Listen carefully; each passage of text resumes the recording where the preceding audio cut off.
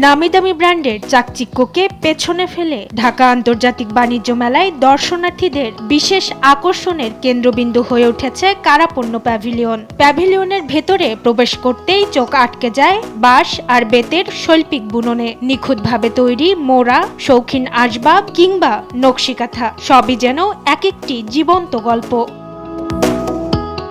বাঁশ, বেত, কাঠ আর সুতোর ছোঁয়ায় তৈরি এই পণ্যগুলো যে কোনো পেশাদার কারিগরকেও হার মানাবে। ঘর সাজানোর আসবাব থেকে শুরু করে দৈনন্দিন ব্যবহারের পোশাক, কি নেই এখানে। দৃষ্টিনন্দন নকশা আর টেকসই গুণমানের কারণে সাধারণ ক্রেতাদের কাছে এই প্যাভিলিয়নটি হয়ে উঠেছে আকর্ষণের কেন্দ্রবিন্দু। ভিগো ওয়্যার গার্ড, প্রয়োজন মতো বাঁকানো যায়, অধিক চাপেও ভাঙে না।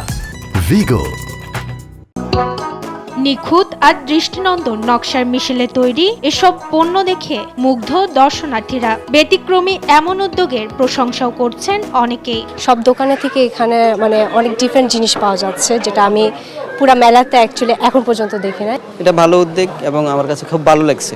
আমরা মনে করি এটা আলোর পথ দেখানোরও একটা মাধ্যম। তবে ব্যতিক্রমী এমন উদ্যোগের পেছনে রয়েছে এক বড় মানবিক উদ্দেশ্য।